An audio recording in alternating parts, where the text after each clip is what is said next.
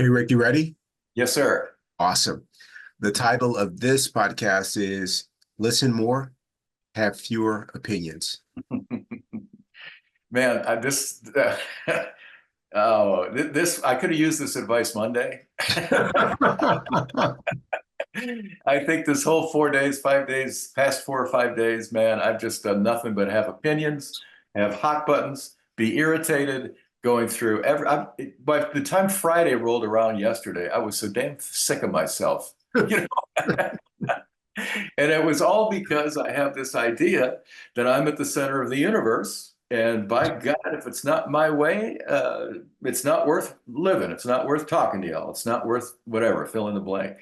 So I realized when I was doing my morning meditation this morning, what I realized, why is it necessary, Rick, for you to have an opinion about everything, about how that guy drives, how he's mismatched his clothing with his shoes, how the roof needles on my house need to be scraped off, or I'm going to have to sue the trees. I mean, nonsense like that goes through all of my life. And so, what I've tried to remind myself, and I know this is the truth, even when I was acting out for the whole week and I'm sick of myself, I know this is the truth. The more opinions we have, the more hot buttons, the more people are able to get to us by pressing those buttons, and the more able we are to be a victim. All of that whole week for me was just being a victim. When you start with, why does this have to happen to me? You know where you're at, or at Yeah. least I know where I'm at. I'm a victim. And one of the things that helps me get out of that and get past it, not only meditation and getting to the gym, but also just remembering I don't have to have an opinion about everything. I Yes. don't. I don't. It's not required. And I think that's one of the more difficult things in America because I think we're so used to, the contentiousness on television, the contentiousness of our politics. There's this feeling that, tension and adversarial proceedings and things that make us conflict with one another is life. And I don't think that's true. I think there is that in life, but I think it's more about cooperation and it's more about letting go of judging and being present in the moment and being mindful of your thoughts and managing your thoughts. And none of that has anything to do with opinions. So for me, the remedy is, Rick, listen more, don't have opinions, leave the hot buttons to somebody else, and smile a little bit. Try to relax and enjoy life without finding the tension, the basis for conflicting with other people. Be present without judging. So that's helped me. It's a terrible week. I didn't do any of that. And I copped to it all. I'm sorry. I was totally off my game this week. Rick, I love it. I love it. I love your honesty, your vulnerability. I love it. I That's something I think about too, is often we did a podcast, no comment. The mind starts to form these opinions and say whatever it says. You're allowed to say back to the mind, no comment.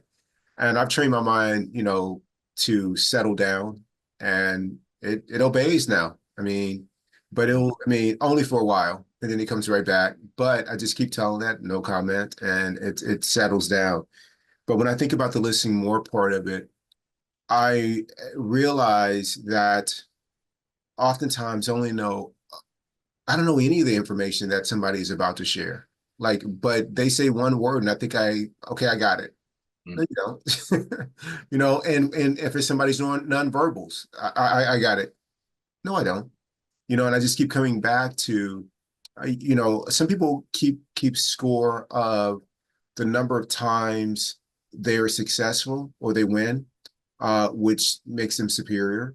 I've done that for sure. Some people keep score of the number of times they fail and they become superior in being a victim or not being good enough. And I've done that a little bit too. I haven't found that to be useful, especially if I'm identified with it and I think it says something about me. What I do though, I keep a little record of how often my mind or my ego is wrong. And Rick, let me tell you, it's 100% wrong all the time. It's never been right. But when I suffered the most, Rick, I took all the advice he gave me. like all of it. Close your heart to them. You can't trust them. You can't do, all those things, which are completely opposite of what I really want in life. I want to be connected with people. I want to have an open heart to people. I want to be turned on all the time. And everything it tells me to do does nothing but turn me off, make me disconnected with people, and I don't have a good time. Like everything, like it's. But I keep going to this thing like it's wise, like it's been back in 1,000. They would be fired in the workplace with this kind of, track record. It just wouldn't even make the team, man. Nobody would like, who turned in this resume? Like, look at this. Like, it's so that's really helped me. Like, no, you listen, you don't know, and keep like shedding that lower self. So I love it, Rick, and I think that I continue to tell myself, and I catch myself. I'll see myself about to I interrupt somebody. It's like, no, I'm sorry, you finish. And it's hardly ever that the person doesn't have more to say. They always do. So I know that I'm cutting them off when they're not done. So and I just smile inside when they have more to say. I'm hoping, like, I love that because this thing is just always running. It's got something to say, it's got an opinion to put forward, it's got a comment to make. I'm like,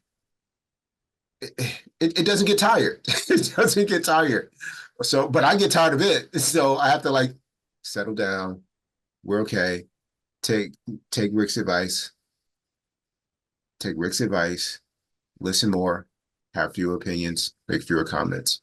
Rick, I think that is the recipe for moving through life without hangups, being able to appreciate the moments in the day that you would miss because you're busy making a point. Like life is going all around you, all great things, flowers blooming, people being kind to each other, all that's happening.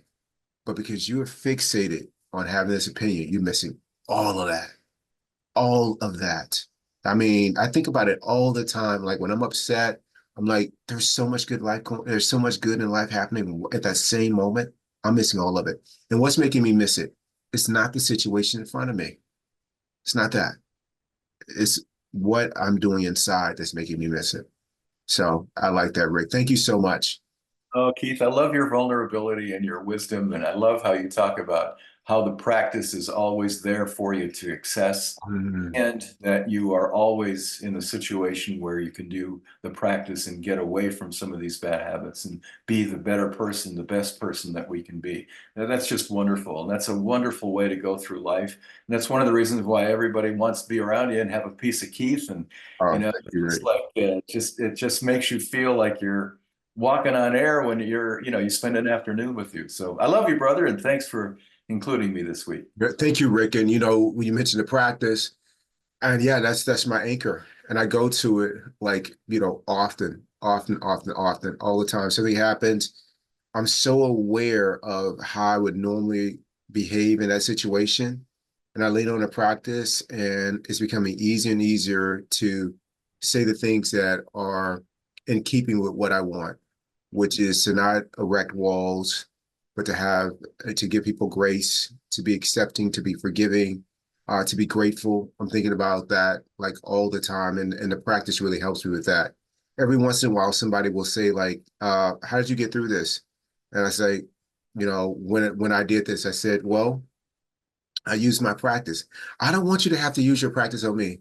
Well, stop making me use my practice on you. like stop making that necessary. And I know for a fact that I want to grow in such a way that I'm not other people's practice. And I was for a long time. And I work on myself so I minimize how often that happens. And hopefully I'm doing better. People tell me that I am. Hopefully I am. Hopefully I am. And I know you'll keep it real for me and let me know when I'm falling short of the mark. So Rick, I love. Are you kidding? You're my idol, man. Come on, geez, give me a game. Give yourself a break, brother. All right, I'm leaving. Adios. All right, goodbye, Rick. I love you.